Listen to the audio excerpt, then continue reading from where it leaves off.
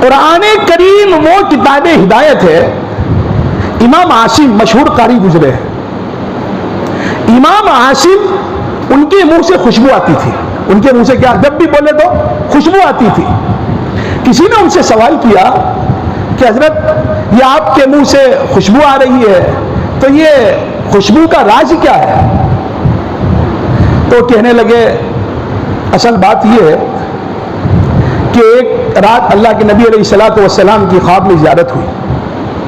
आप अलैहिस्सलाम ने फरमाया, आसिम तुम कुरान इतनी मोहब्बत और अकीदत से पढ़ते हो कि मेरा दिल चाहता है कि मैं तुम्हारे मुंह को बोसा दे दूं। उसी दिन से उनके मुंह से खुशबू आती थी उनकी वफात तक। समझ रहे हो? या तो अगर दुनिया में जिससे मोहब्बत होती है उसको बोसा दे दे या ले ले हो तो कहेंगे भाई बहुत कीमती घड़ी। ये अल्लाह के नबी अलैहिस्सलाम ने बोसा लिया। अल्लाह अकबर। किस बुनियाद पर लिया बोलो? कुरान की बुनियाद पर लिया। आज उम्मत का बहुत बड़ा तबका यूं कहता है कि हाफिज होने की क्या जरूरत है, कुरान को रटने की क्या जरूरत है। बहुत से लोग कहते हो ये हमारी बहुत बड़ी बदकिस्मती है। जो जितना suited booted up to date और जो जितना ये हाई क्वालिफाइड एजुकेटेड पर्सन अपने आप को समझता है तो वो उसको कुरान, तालीम कुरान, ये नहीं, इसको थोड़ा समझ के पढ़ना चाहिए, इसको रटने से कोई फायदा नहीं है। देखिए कुरान करीम के हुरूफ खुद मकसूद है। कुरान के हुरूफ खुद मकसूद है। हज़रत वाला खानी रहमान उसकी दलील दी है कि कुरान करीम के हुरूफ खुद मकसूद है। देखो कि अल्लाह रब्बुल इज्जत ने कुरान करीम के हुरूफ की अदायगी के लिए, सही तौर पे पढ़ने के लिए मुस्तकिल फन्ने तजवीद को इजाद किया। वरत्तिलिल कुरान तरतीला। और फन्ने तजवीद में क्या होता है? अल्फाज ही को दुरुस्त कराए जाते हैं। पता चला अल्फाज खुद कुरान के मकसूद है। समझ गए हो? अब अल्फाज के मानी समझने हैं भाई माहिरीन के पास जाकर समझे। अब हमारा वो तबका जो अपने आप को बहुत पढ़ा लिखा, और अभी तो सब मुफ्ती नेट, मुफ्ती गूगल हो गए भाई, यही है ना। मौलवी मस्जिद में बताएगा जो बात तो समझ में नहीं आती, बोले नहीं मैंने गूगल पे सर्च किया था ना तो ये मिला था। तो गूगल पे तूने जिसको सर्च किया ना वो कौन है, क्या है, वो भी सनदी मुत्तसिल है, मुनफसिल है, क्या है, कुछ पता नहीं चलेगा। और मस्जिद में जो मौलवी तुझे बता रहा है तो उससे तू पूरी तहकीक उसका भी बायोडाटा निकाल सकता है, वो कौन है ना क्या है। समझ रहे हो?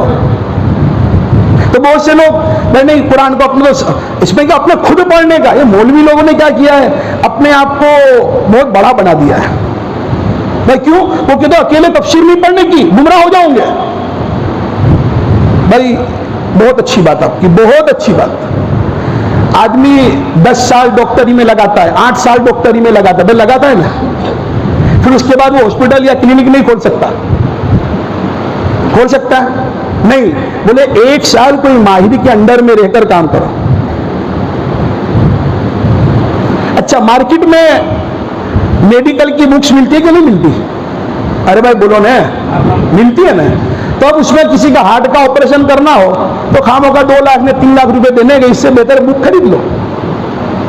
बुक क्या कर लो? खरीद लो। और खरीदने के बाद देखो भाई देखो इस तरीके से चीरा लगाओ, इस तरीके से खोलो, नस को, कोई करता है ऐसा? बुक मिल रही है ना। वहां पर यूं नहीं कहता कि डॉक्टर लोग अपना इंपॉर्टेंट पना बहुत बताते हैं। कोई कहता है भाई बोलो? मार्केट में लॉ की बुक भी मिलती है, कानून की। कभी कोई मसला आ गया, कोई तब कहा कि अच्छे वकील को रोको, क्या कहते हैं? अच्छे वकील को तो बुक मिलती है, पढ़ के तू केस हैंडल कर ले। बोले नहीं अपना काम नहीं है, अपना काम अब कुरान में बोले मेरा काम है, किसी का काम नहीं है। ला हौला वला।